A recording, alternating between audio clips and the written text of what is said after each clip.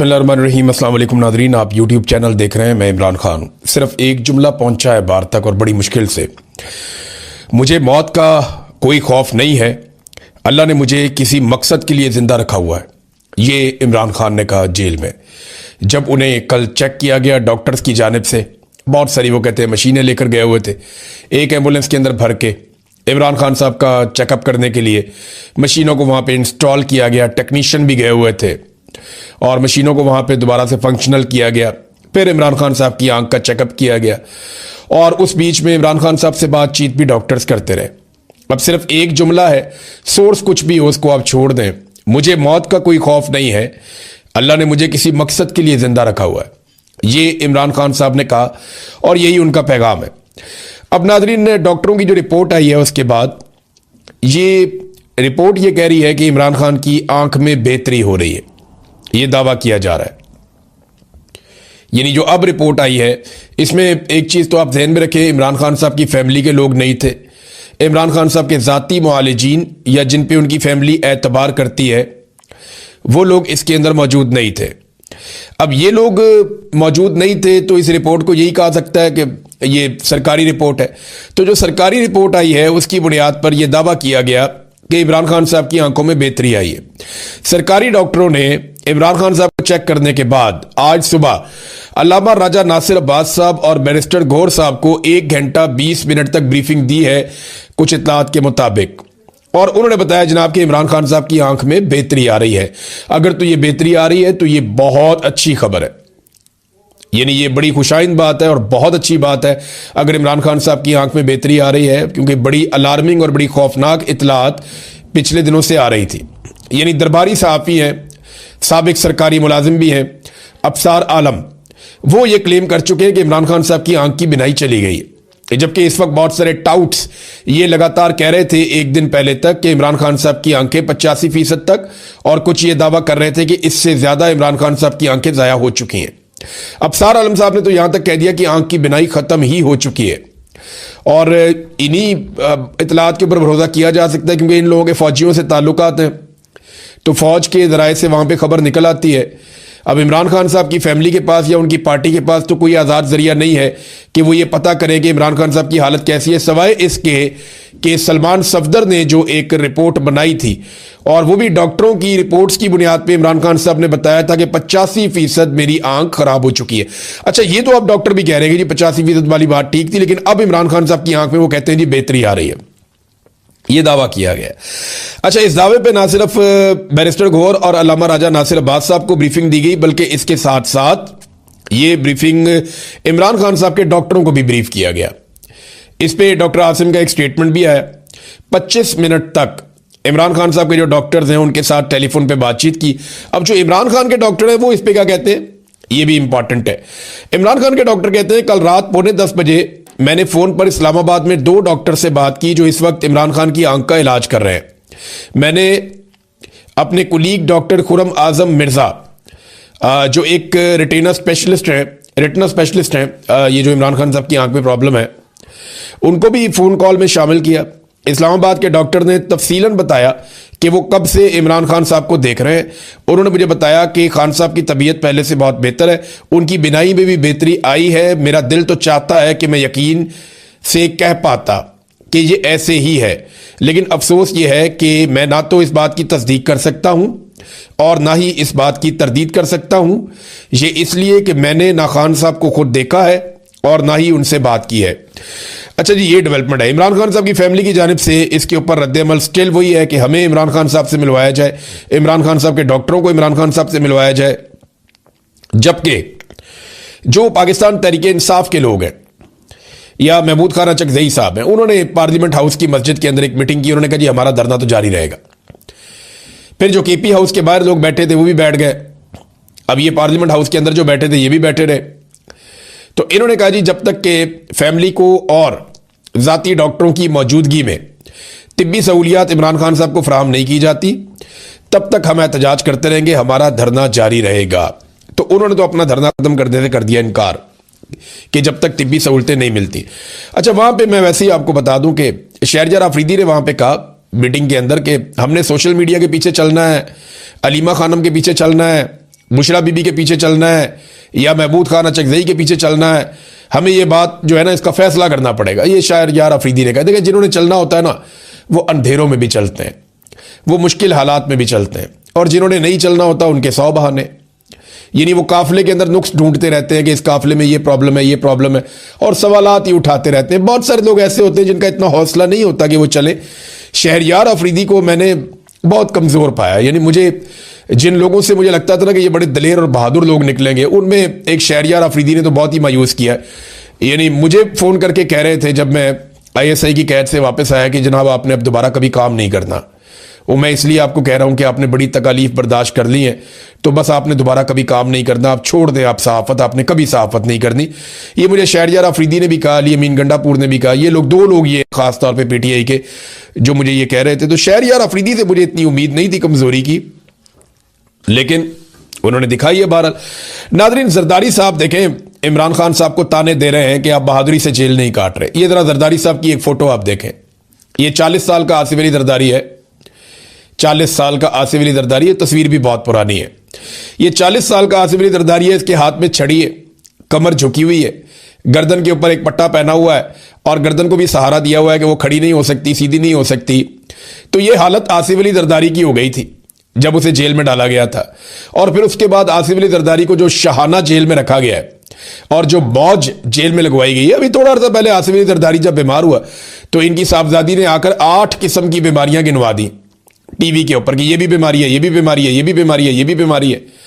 नवाज शरीफ साहब जब बीमार हुए तो उनकी बेटी ने और डॉक्टर ने वो बीमारियां गिनवा दी जो किसी एक इंसान में इकट्ठी हो ही नहीं सकती, मुझे तो ऐसा लगता है।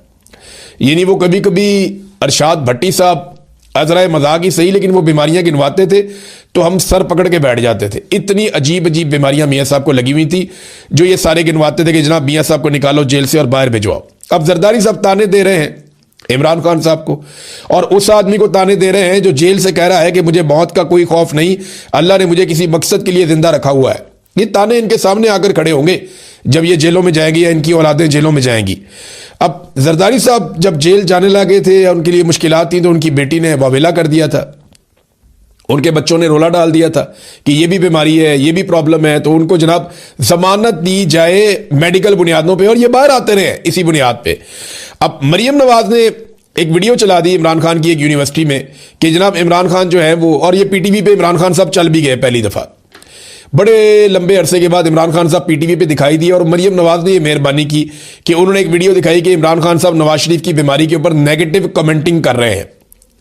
यानी इमरान खान साहब नवाज शरीफ की बीमारी का मजाक उड़ा रहे हैं। मरियम नवाज साहब ने यह कहा और वो वीडियो चला दी। तो मैं बता देता हूं उसकी हकीकत क्या है। देखिए, मियां नवाज शरीफ साहब जब पाकिस्तान में थे ना तो वो बहुत अजीब हालत में थे। मियां साहब का बार बार बताया जाता था कि उनको एक और हार्ट अटैक आ गया, उनको एक और हार्ट अटैक आ गया, उनको एक और हार्ट अटैक आ गया। 3-4 हार्ट अटैक इन्होंने गिनवा दिए। बीमारियां मिनट मिनट के बाद गिनवाई जा रही थी। प्लेटलेट्स से हर 15 मिनट के बाद गिराए जा रहे थे। हर आधे घंटे के बाद एक नई प्रेस कॉन्फ्रेंस होती थी और पाकिस्तान में रोला पड़ा हुआ था। और पाकिस्तान के जर्नैल मियां नवाज शरीफ से सौदा कर चुके थे। इमरान खान साहब को इस बात का आइडिया नहीं था। जर्नैलों ने मियां नवाज शरीफ साहब के जाली प्लेटलेट्स बनाए यहां पे सर्विसेज अस्पताल की इंतजामिया के साथ मिलकर, और वो जनाब हुकूमत के सामने रख दिए गए। अदालत को भी कह दिया गया, अदालत ने रोला डाल दिया कि जनाब इमरान खान साहब को जो है वो जिम्मेदारी लेनी पड़ेगी, हुकूमत जिम्मेदार होगी अगर नवाज शरीफ को कुछ हो गया। कैबिनेट की मीटिंग बैठी तो इमरान खान ने और उनकी काबीना ने नवाज शरीफ की सेहत के लिए दुआ की और उन्होंने कहा जी ठीक है, इंसानी हमदर्दी के तहत अगर ये पाकिस्तान से बाहर भी जाना चाहते हैं और अदालत कह रही है कि हम गारंटी ले चुके हैं तो फिर ठीक है, भेज दें इनको। तो इमरान खान साहब ने इंसानी हमदर्दी के तहत नवाज शरीफ के हक में दुआ करवाई और बाहर भिजवा दिया। लेकिन नवाज शरीफ साहब की जो वीडियो बनाई गई, और मियां नवाज शरीफ की वीडियो PMLN के लोगों ने बनाई, जहाज में चढ़ने की, बैठने की, जाने की, जो बीमारियां बताई गई थी, ऐसे आदमी को तो एम्बुलेंस में स्ट्रेचर के ऊपर जाना चाहिए था। लेकिन मियां साहब जनाब छलांगे मारते हुए चले गए और बड़े आराम से जहाज में बैठ गए और बिल्कुल VVIP किस्म का। और मियां साहब जैसे ही बरतानिया पहुंचे, मियां साहब के जो टेस्ट होते हैं उनके अंदर मियां साहब बिल्कुल नॉर्मल है। अब मियां साहब वो टेस्ट पब्लिक नहीं करते। पाकिस्तान में हर 2 मिनट के बाद टेस्ट पब्लिक करते थे, वहां जाके टेस्ट पब्लिक नहीं करते थे। तो इमरान खान साहब ने कहा यार ये तो बीमार थे, ये जहाज देकर सेहतमंद हो गए, ये क्या हो गया। ये इमरान खान साहब ने तनकीद की थी कि जनाब एक आदमी जिसको जाते ही अस्पताल दाखिल होना था वो अस्पताल दाखिल ही नहीं हो रहा। फिर मियां साहब 4 हफ्ते का कहकर गए थे, 4 साल मियां साहब वापस नहीं आए। तो जब 2 साल गुजर गए और मियां साहब ने साजिशें शुरू कर दी, एस्टेब्लिशमेंट के साथ मिलकर लंदन प्लान बना लिया, यहां पे पीएमएलएन को फ्री हैंड पाकिस्तान में मिलना शुरू हो गया और सारे करप्शन के केसेस जो हैं वो पसे पुश्त जाना शुरू हो गए, तो इमरान खान साहब को आइडिया हो गया कि जो लोग ये कहते थे कि नवाज शरीफ बहाना करके पाकिस्तान से भाग रहा है वो लोग ठीक कहते थे। तो फिर इमरान खान साहब ने नवाज शरीफ पर तनकीद की और ये कहा कि ये बीमारी का बहाना करके निकला है। ये बात हुई, बिल्कुल हुई, लेकिन ये बात कभी उस वक्त नहीं हुई जब नवाज शरीफ साहब बीमार थे और ये कहते थे मैं बीमार हूं और रिपोर्टें आ रही थी। ये तब हुई जब नवाज शरीफ साहब ने बीमारी का बहाना बनाया और एक दिन भी अस्पताल में दाखिल नहीं हुए बरतानिया जाकर। कोई इलाज इन्होंने ऐसा नहीं करवाया जिसकी बीमारियां ये यहां पे बताते थे। कोई रिपोर्टें इन्होंने शेयर नहीं की जो रिपोर्टें यहां पे हर थोड़ी देर के बाद पाकिस्तान के अंदर शेयर करते थे। तो मियां साहब एक्सपोज हो गए बुरी तरह। अब आ जाए कुलसूम नवाज के मामले में। कुलसूम नवाज साहिबा जब बीमार हुई तो इमरान खान साहब ने उन्हें फूलों का गुलदस्ता भिजवाया। जिन लोगों ने कुलसूम नवाज साहिबा का मजाक उड़ाया, इमरान खान साहब ने उनकी मजम्मत की और उसकी मुखालफत की और सख्ती के साथ मना किया, बल्कि फूलों का गुलदस्ता भी भिजवाया। और मैं आपको जिम्मेदारी के साथ एक बात बता रहा हूं कि नवाज शरीफ को, मरियम नवाज को कभी भी जेल में किसी किस्म की भी मुलाकात की बंदिश का सामना नहीं करना पड़ा। ये जो चीजें अब मैं आपको बताऊंगा ये बहुत जिम्मेदारी से बताऊंगा, क्योंकि मैं उस वक्त भी रिपोर्ट कर रहा था। नवाज शरीफ साहब की रिकॉर्ड जेल के अंदर मुलाकातें हुई। जरदारी साहब को किसी किस्म की सहूलत का फुकदान नहीं था। शर्जील इनाम मेमन अस्पताल, वीआईपी अस्पताल के अंदर मौजूद थे। इमरान खान ने किसी को किसी किस्म की ऐसी सख्ती नहीं की जो गैर इंसानी सलूक हो किसी कैदी के साथ या बीमार के साथ। मियां साहब को हमेशा मुलाकातों की इजाजत रहती थी। नंबर 2, जो कुलसूम नवाज के बारे में वो कहते हैं, वो तो कोमे में थी जब नवाज शरीफ साहब पाकिस्तान आए। अब उनका एक क्लेम है कि बाद में वो होश में आई और उनका इंतकाल हो गया और मैं उनसे बात करना चाह रहा था, तो मेरी बात नहीं करवाई गई। तो इमरान खान के फरिश्तों को भी नहीं पता कि ऐसी कोई बात है। ये मैं आपको फिर जिम्मेदारी के साथ कह रहा हूं। नवाज शरीफ का जेल का मामला ये जो एजेंसियां वो देखती थी या जेल का अमला वो देखता था। अब नवाज शरीफ साहब ने किसी वक्त कहा कि मेरी बीवी से बात कराओ, तो उन्होंने कहा जी अभी नहीं करवा सकते और थोड़ी देर बाद पता चला वो इंतकाल हो गया। नवाज शरीफ साहब ये कहानी बताते हैं, लेकिन मैं जिम्मेदारी के साथ कह रहा हूं कि इमरान खान का इस सारे अमल से कुछ लेना देना नहीं था, बल्कि इमरान खान साहब ने अहकाम जारी किए थे कि इनको फैसिलिटेट किया जाए और इनको परेशान ना किया जाए। और इमरान खान ने इंसानी हमदर्दी के तहत नवाज शरीफ को पाकिस्तान से बाहर भी भिजवाया।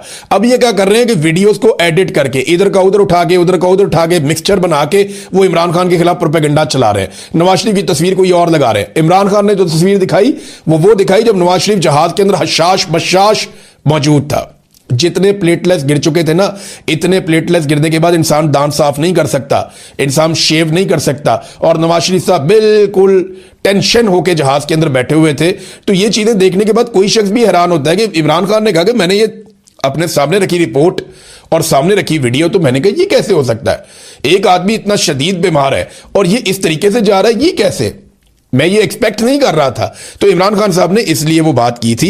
अब इसको आप तोड़ मरोड़ के जो मर्जी करें। और 2020 में इमरान खान साहब ने बयान दिए नवाज शरीफ के बारे में। जब नवाज शरीफ साहब ने 2020-21 में उन्होंने बयान दिए, वो इसलिए कि नवाज शरीफ साहब ने वहां से सियासत शुरू कर दी, तो इमरान खान साहब ने यहां से जवाब देना शुरू कर दिया। अब मरियम नवाज कहती है कि इमरान खान साहब का एसी नहीं उतरवाऊंगी। भाई एसी होएगा तो उतरवाओगी ना। इमरान खान को तो अभी तक एक क्लास मिली नहीं, जो साबिक वजीर आजम का हक है। इमरान खान को तो रखा हुआ है बहुत बदतरीन हालात में। अब जिन हालात में उन्हें रखा हुआ है वहां पे तो एसी है ही नहीं, तो आपने उतारना क्या है? एसी तो होता है उस जगह पे जहां पे सुलाखें नहीं होती, प्रॉपर कमरे बने हुए होते हैं जेल के अंदर, और वीआईपी जगह होती है जहां पे एक क्लास होती है, जहां पे नवाज शरीफ और आप सारे लोग रहते रहे। इमरान खान को तो जनाब कभी एसी वाली जगह के ऊपर इन्होंने रखा ही नहीं है। इमरान खान ने कुलसूम नवाज के लिए फूल भी भिजवाए थे। ये मैं जिम्मेदारी के साथ कह रहा हूं, इसकी वीडियो बकायदा मौजूद है, आप देख सकते हैं। देखिए मजाक किसने उड़ाया लाशों का? मरियम नवाज ने। अरशद शरीफ की लाश की तस्वीर मैयत की दिखा के मरियम नवाज ने मजाक उड़ाया ताने कसे।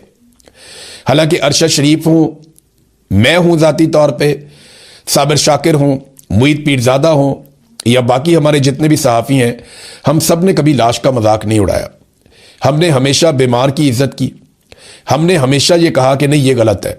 हमने कभी लाशों के ऊपर इस तरह की हरकत नहीं की, बीमारी के ऊपर ऐसी हरकत नहीं की। हाँ, नवाज शरीफ वाले मामले में हमने पहले दिन बताया कि ये मकर करके जा रहे हैं, क्योंकि हमारे पास रिपोर्ट थी, हमें आइडिया था।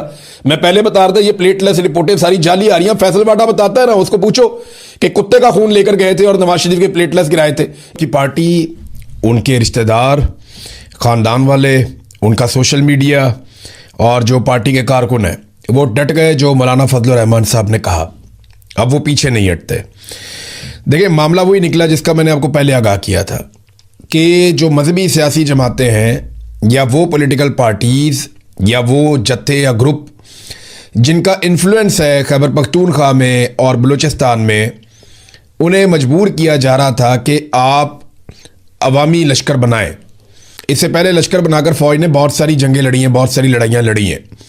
उन्हें एक मरतबा फिर अवामी सपोर्ट चाहिए थी और वो ये चाह रहे थे कि मकामी अफराद और कबाइल जो हैं वो अपने लश्कर बनाएं, उन्हें मुसल्ला किया जाए, उनको हथियार दिए जाएं और उनके साथ दीगर मुसल्ला अफराद को शामिल किया जाए। जब मैं आपको दीगर मुसल्ला अफराद की बात कर रहा हूँ ना, तो मैं आपको एक कंफर्म खबर दे देता हूँ कि मकामी अफराद को ये भी कहा गया कि आप अगर अपने 25 आदमी देंगे तो 75 आदमी हम आपको देंगे। अब वो 75 आदमी कहाँ से आएंगे?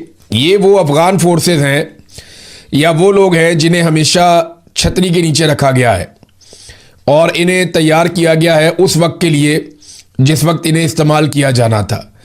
तो अवामी सपोर्ट के बगैर तो ना तो ये अफगान फोर्सेस पाकिस्तान में लड़ सकती हैं, ना कोई जराइम पेशा अफराद पाकिस्तान में लड़ सकते हैं, और ना ही फोर्सेस पाकिस्तान के अंदर गली मोहल्लों में, इलाकों में, पहाड़ों पे कहीं पे लड़ सकती हैं। बहुत डीमोरल हो चुकी हैं फोर्सेस। उन्हें लड़ने के लिए मोराल की ज़रूरत है, पब्लिक की ज़रूरत है, पब्लिक की सपोर्ट की ज़रूरत है, लेकिन अवामी सपोर्ट मैसर नहीं है। अब हज़ारों की तादाद में अफगान फोर्सेस भी यहाँ पे मौजूद है। अगर उनको लड़ाना है, आपने तो किसी छतरी के नीचे लड़वाना है ना, या किसी क़यादत के साथ लड़वाना है, तो अवामी सतह पे क़यादत करने के लिए लोग तैयार नहीं हैं। आज जराइम पेशा लोग जो हैं, जो स्मगलर्स हैं, जो मनशियात का कारोबार करते हैं, ऐसे लोगों को आगे लाया जा सकता है। ये लोग आगे आएंगे, आकर इस लड़ाई को लड़ेंगे, लेकिन उसके बाद ये लोग क्या करेंगे इसके बारे में कोई सोच भी नहीं सकता। ये वो करेंगे, तिगड़ी का नाच नचा देंगे पाकिस्तान की एस्टेब्लिशमेंट को, क्योंकि ये तो पैसे के लिए करते हैं सब कुछ। तो इस वक्त अवामी सपोर्ट नहीं मिल रही, और जो एक ट्रेंड चल रहा है सोशल मीडिया पे वो ये है कि लश्कर नहीं, खुद लड़ो। तो देखें, पाकिस्तान की फ़ौज इंडिया के साथ लड़ सकती है, पाकिस्तान की फ़ौज किसी और मुल्क के साथ तो लड़ सकती है। वहाँ पे वो अपनी एयरफोर्स इस्तेमाल कर सकती है, अपने टैंक इस्तेमाल कर सकती है, अपना तोपखाना इस्तेमाल कर सकती है, लेकिन जब आप उसी फ़ौज को पाकिस्तान के अंदर लड़वाएंगे ना, तो वो नहीं लड़ सकती। उसकी वजह यह है कि फ़ौज डिज़ाइन ही ऐसे नहीं होती कि वो गलियों मोहल्लों में, अंदर इलाकों में जाकर डीप इनसाइड द कंट्री वो लड़े। वो नहीं कर सकते ऐसा। इसके लिए उन्हें मकामी सपोर्ट चाहिए होती है। अब मकामी सपोर्ट जो है वो आहिस्ता आहिस्ता ख़त्म हो गई है। पहले बलोच इलाकों में ख़त्म हो गई है, पश्तून इलाकों में ख़त्म हो गई। अब ये जो कत्लेआम हुआ सिक्योरिटी एहलकारों का बलूचिस्तान में, जो लोग लाशें रख के बैठे हुए हैं, 30 लाशें रख के वो सड़क के ऊपर बैठे हुए हैं, वो एहतजाज कर रहे हैं कि हमारे मुतालबात माने जाएं, हमारी बात सुनी जाए, हमारे शिकवे सुने जाएं। 5 दिन हो गए उनकी बात ही कोई नहीं सुनता। तो वो लोग तो एहतजाज कर रहे हैं। अब ये जो कत्लेआम हुआ, इसमें लोगों को गुस्सा दिलाने के लिए जो मुसल्ला जत्थे थे उन्होंने चेहरों के ऊपर तेजाब तक डाले ताकि लोग गुस्से में आए, और ऐसा लगता था कि अब लश्कर बन जाएंगे, लेकिन लश्कर बने नहीं। अब फजलुर रहमान साहब की पार्टी ये ट्रेंड चला रही है, लश्कर नहीं, खुद लड़ो। यानी हम फौज को तनख्वाह देते हैं, पुलिस को तनख्वाह देते हैं, एफसी को और रेंजर्स को तनख्वाह देते हैं, उन्हें बंदूकें लेकर दी हैं, उन्हें तरबियत लेकर दी है, तो उन्हें लड़ाई लड़नी चाहिए। हाँ, अगर किसी दिन वो लड़ाई हार गए या उनके लिए बहुत बड़ी मुसीबत हो गई तो फिर अवाम पे पड़ जाएगी, फिर अवाम जाने, अवाम का काम जाने। लेकिन फ़िलहाल तो इतनी बड़ी तादाद में, लाखों की तादाद में सिक्योरिटी फोर्सेस हैं, उनके पास जदीद हथियार हैं, बहुत बड़े बड़े बजट हैं, बुलेट प्रूफ गाड़ियाँ हैं, वो इस लड़ाई को खुद लड़ें। ये मौलाना फजलुर रहमान साहब का उसूली मौक़िफ़ है। अब ये ट्रेंड जो है वो इस वक्त फुल टाइम चल रहा है, वो जन्म लेता है, आप सारे उसके साथ मिलकर पनपते हैं। आपके अपने वालिद बड़े फ़ख्रिया अंदाज में जनरल ज़ियाउल हक की शूरा के मेंबर थे, और आप लोग बड़े फ़ख्र से ये बात बताया करते थे, और पूरे सियालकोट पे आप लोग कंट्रोल करते थे, बल्कि मुल्क के अंदर आपकी चलती थी, क्योंकि आप ज़ियाउल हक की शूरा के मेंबर थे। और ख्वाजा साहब, आप वो भी याद करें कि जब जनरल मुशर्रफ डिक्टेटर मौजूद था तो आपने बतौर वज़ीर जनरल मुशर्रफ से हलफ लिया था। अगर इतनी गैरत होती आपको और आप ये कह रहे होते कि जनाब मैं तो डिक्टेटर के सख्त खिलाफ हूँ, तो आप डिक्टेटर के सामने खड़े होकर उससे हलफ ना लेते। कम से कम इसके लिए आप इनकार कर देते, जो इनकार आपने नहीं किया। तो आपकी ना बड़ी सेलेक्टिव किस्म की गैरत है। जिस जूते से आपको मार पड़ती है ना, टका के मार पड़ती है, उसी जूते को ख्वाजा साहब आप लोग फिर बाद में पॉलिश करते हैं और चमका के पॉलिश करते हैं। टका के मार खाते हैं, चमका के पॉलिश करते हैं। यह है जनाब आपकी सियासत की कुल कहानी। अब नाजरीन, अवाम को ये क्या समझते हैं, ज़रा ये एक छोटा सा मंजर देखें, आपको आइडिया हो जाएगा। ये एक वज़ीर साहब हैं और कुछ सहाफ़ी हैं, ये नाच रहे हैं। कोई बात नहीं, लोग नाचते हैं म्यूज़िक लगा के, लेकिन ये पंजाबी गानों पे ऊंची आवाज़ में डेक लगा के नाच रहे हैं बलूचिस्तान में। और मौका क्या है, नेशनल डिफेंस वर्कशॉप। ये कोयटा में नेशनल डिफेंस वर्कशॉप हो रही है, जिसमें टाउट सहाफ़ियों को उठाकर ले जाया गया और इकट्ठा किया गया। और मिलिट्री एस्टेब्लिशमेंट उन्हें बता रही है कि जी बलूचिस्तान के बारे में सारा ही प्रोपेगेंडा है, बलूचिस्तान तो बहुत अच्छा है, बहुत पुरअमन है, बेहतरीन है, सब माहौल बहुत अच्छा है, ये सारे गद्दार हैं। सिर्फ हमारी चार दीवारी के अंदर जो लोग मौजूद हैं यही सिर्फ वफादार हैं और मुहिब्बे वतन है, बाकी सारे गद्दार हैं। ये इसी तरह ब्रीफिंग्स देते हैं हमेशा। तो कोयटा नेशनल डिफेंस जो वर्कशॉप है, उसमें ऊंची आवाज़ में पंजाबी गानों के ऊपर, देखें अगर वो कहते हैं जी कल्चरल इवेंट था तो फिर वहाँ पे बलूची गाने होने चाहिए। आप बलूचिस्तान गए हुए हैं, लेकिन पंजाबी गाने बराबर लग के लगा के और उसके ऊपर जनाब वहाँ पे रक्स करवाया जा रहा है। और वहाँ से थोड़ी दूर लोग लाशें रख के बैठे हुए हैं, बिल्कुल वहाँ से थोड़ी दूर लोग अपनी लाशें सड़कों पर रख के बैठे हुए हैं। वहाँ पे सोग का समा है, पूरा बलूचिस्तान रो रहा है, लहू लहान है, और ये लोग वहाँ पे नाच रहे हैं। ना सिर्फ नाच रहे हैं बल्कि उसकी वीडियो निकाल कर सोशल मीडिया पे भी डाल रहे हैं, ताकि सारी दुनिया देख ले कि हमें जितना मर्जी गरीबों का, कमज़ोरों का खून बहता रहे, हमें इससे कोई फ़र्क नहीं पड़ता। देखिए ये ऐसे ही है, आपको समझ नहीं आएगी लेकिन ये ऐसे ही है। मैं बतौर जर्नलिस्ट इन सारी चीज़ों को बहुत करीब से देख चुका हूँ। ये जो ऊंची ऊंची दीवारें हैं ना एस्टेब्लिशमेंट की बनाई हुई, इन दीवारों के उस तरफ हमेशा जश्न का समा रहता है। वो बहुत खुश रहते हैं, वो बहुत अच्छे खाने खाते हैं, बड़ी अच्छी वर्जिश करते हैं, उनके जिम बहुत अच्छे हैं, उनके अस्पताल बहुत अच्छे हैं, उनके बच्चों की तालीम का इंतज़ाम बहुत अच्छा है, उनके पासपोर्ट अलग रंग के हैं। वो अपनी लाइफ को बहुत इंजॉय करते हैं, बहुत ज़्यादा। लेकिन जैसे ही वो इस दीवार से बाहर निकलते हैं तो वो अपने चेहरे के ऊपर थोड़ा सा गम ले आते हैं, ताकि बाहर बैठे हुए जो आम लोग हैं वो बेवकूफ़ बने कि जनाब ये भी हमारे गम के अंदर दुबले हुए जा रहे हैं। ऐसा नहीं है। चार दीवारी के उस तरफ जश्न रहता है हमेशा, ये बहुत इंजॉय करते हैं। वहाँ पे हर दिन ईद का है, हर रात शबरात की है, लेकिन चार दीवारी के बाहर हर तरफ आग लगी है, लहू लहान है। चाहे वो बलूचिस्तान है, चाहे खैबर पख्तूनख्वा के कबायली इलाके हैं, चाहे वो आज आज़ाद कश्मीर है, हर तरफ एक दुख है, एक रंज है, एक तकलीफ है। लेकिन चार दीवारी के अंदर कितना सुकून है, ये एक छोटा सा मंजर आपको बता रहा है। देखिए ये लोग कैसे एंजॉय कर रहे हैं, महफूज दीवारों के पीछे ये लोग जश्न मना रहे हैं। और इस वक्त फजलुर रहमान के लिए चौहान को, वो क्या नाम है, ओन को, और काले चैनल के मुलाजमीन को, सोशल मीडिया की जितनी भर्तियां की हैं उन सबको लॉन्च किया गया, लेकिन वो मुकाबला नहीं कर पा रहे। वजह पता क्या है, जो भी मिलिट्री एस्टेब्लिशमेंट के जुल्म के खिलाफ खड़ा होगा, चाहे वो पाकिस्तान में सबसे गैर मकबूल है, फजलुर रहमान साहब ने इतना बड़ा जुल्म किया हुआ है इस कौम के ऊपर।